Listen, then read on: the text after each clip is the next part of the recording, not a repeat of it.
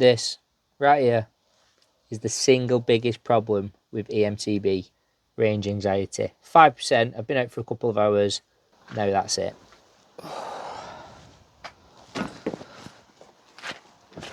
Excuse the mess.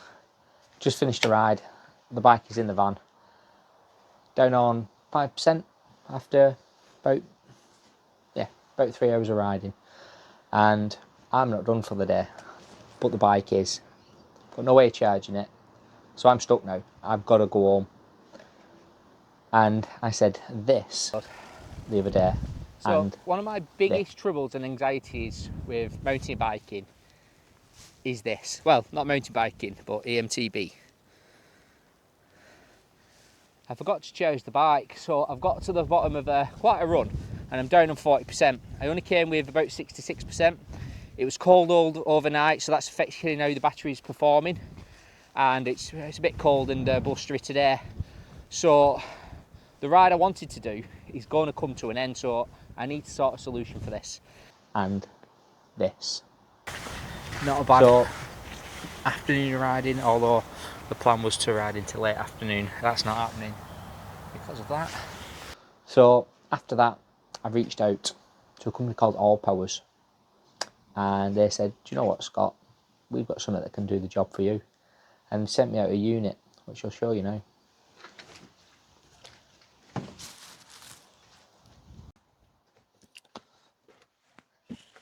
They sent me out this. This is the R1500 LTE. A mid-range for them power bank, capable of powering my bike approximately 1.2 times. So that's more than enough for what I need. It is one of the budget end sort of power banks, but that's all you need. You don't need all the bells and whistles. And it's got enough bells and whistles, this thing, believe me. So on the front, we've got the display, output, input. We've got Bluetooth and Wi-Fi connection, which does work. I've seen some videos out there saying that doesn't work. It does. Them guys were pressing the wrong button. On the front, we've got 2 USB-A's, 2 USB-C's. We've got 4 240 volt, well, 220 to 240 volt sockets. And then we've got a 12 volt DC output as well. To charge this bad boy, there we go, pressing. We've got a kettle lead for plugging into your mains power. And then we've got a solar / car input. So you can charge this thing while you're driving from the van, or you can charge it with a solar pack. I have been issued out a 200 watt solar pack. It isn't the web for it today, but we will be testing that out in the future. So as it stands right now, my riding day is over, unless I can get a bit more power back in the bike. So this is going to get a test right now. I'm going to plug it in. I'm going to give the bike a few hours and see what we get up to. We're currently on 95% power. I'm going to give it a couple of hours. That should give me about 50% on the bike, if I'm lucky, because that bike is a slow charger. But if you run something like an Amflow, you get 1% a minute. You can charge it up in about an hour. But for the purposes of what I need, an extra 25% on this in the middle of a ride will keep me going for another 10 or so miles, which will absolutely top out my days. So this thing, I feel, is going to be the perfect accompaniment to my eMTB journeys when I want a long day out and I just can't get it on the bike alone. This will be perfect. Also, charging my phone, my drones, all my equipment on the way. I can top it up when I'm there on site with the solar or with the DC input from the vehicle.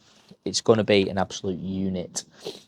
So what we'll do now, we'll get it plugged in and see what power it draws.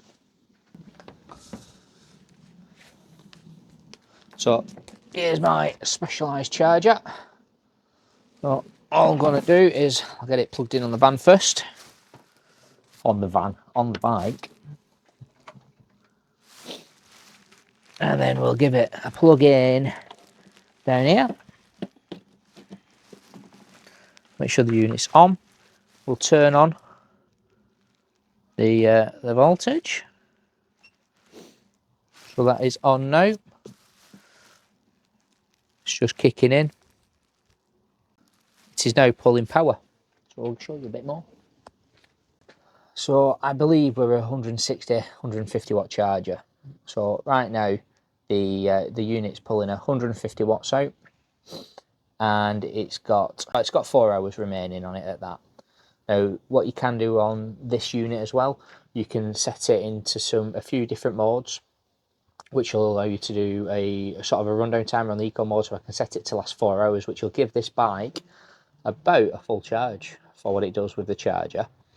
And yeah, we're just going to give it a run, see how it works. But so far so good. It's very, very user friendly. Setup was very easy, and I'm excited to see what I can do with this. On Good Friday, we're heading out to the lakes, so this unit is going to be absolutely perfect for a real world test then. Right now, we're just giving it a first charge, which I've done so earlier, and I'm giving it a charge up with the bike in the van now, which is pretty much what I'll do real world. Is I'll be out on a longer ride, I'll come, stop off, chuck the bike in the van, nip off for a brew or have some dinner and that for an hour. I'll get enough to get another 10 miles in, and that'd normally see me out for the day.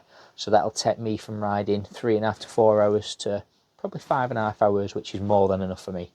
That's a leg killer day, that. 1 hour later. So this baby's getting on. We're doing it 69% and it's drawing 158 watt, now 159. So what I'm going to do, I'm going to reconnect the bike. It's had about an hour, by the way, but we're heading out now. So what I'm going to do, reconnect the bike. Let me see how we've done. 35%. So that has given us 30% in just over an hour, which is absolutely perfect. What I'm going to do now is I'm going to switch the bike off. Open up the port, I don't know why I actually closed it. And I'm going to put the bike back on charge. But this time, what I'm going to do in the app, I'm going to set it so it turns itself off in 3 hours, and then I'll come back to that tomorrow. And then this little beauty and this little beauty will work together. We should have a charge bike ready to do a bit of bike maintenance before we go on an adventure. And take this beast, which at the moment is doing exactly what it says on the tin, with us. So here we are, having a look at the ALLPOWERS app. As you can see, log straight in. I've already connected to the unit. I've chosen to do it via Bluetooth because I will be out and about quite often, away from a dedicated Wi-Fi source. Click our unit, and on the unit you can see we're connected because we're not so far away from it. We've got 94% on the battery, 4 hours 53 minutes discharge time, which should be plenty to charge the bike up. Like I said, the bike takes around 4 hours full charge because it isn't on a fast charger.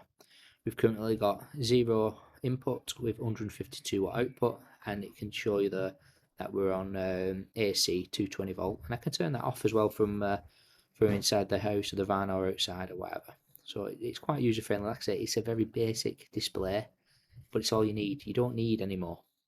You can have multiple devices on here, and yeah, like I said, it's a budget friendly device, but it's all I'll need. I don't know why you'd want any more, and it's very, very affordable. I'll put the links in the description for the unit itself, and the solar panel kit. What I'll do with the solar panel kit, I'll display that charging the unit when we've got a bit of a brighter day, because it is a bit overcast today. But other than that, thanks for watching, and yeah, give it a go because it's looking good to me. But I will have a real world review very soon.